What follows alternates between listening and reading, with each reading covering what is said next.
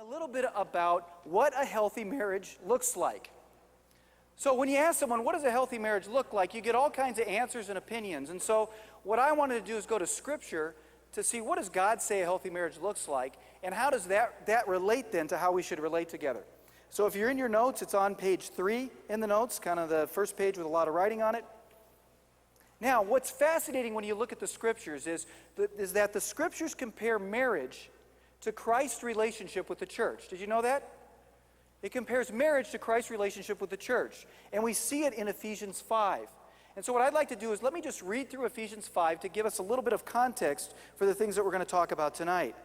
It says this: "Husbands, love your wives just as Christ loved the church and gave himself up for her, to make her holy, cleansing her by the washing with water through the word, and to present her to himself as a radiant church, without stain or wrinkle or any other blemish, but holy and blameless.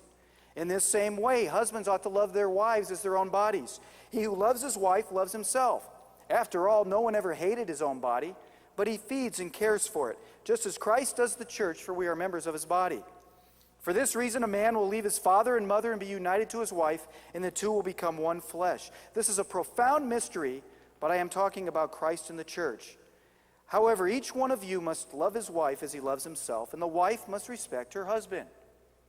So right there in Ephesians, Paul makes this radical comparison of a marriage relationship to Christ's relationship with the church, two things that seem incompatible. And I started thinking, if he can make this comparison, then that would mean then that a healthy marriage would have to have some of the characteristics of a healthy church. I mean, if he's making that comparison, obviously there's a picture there somewhere.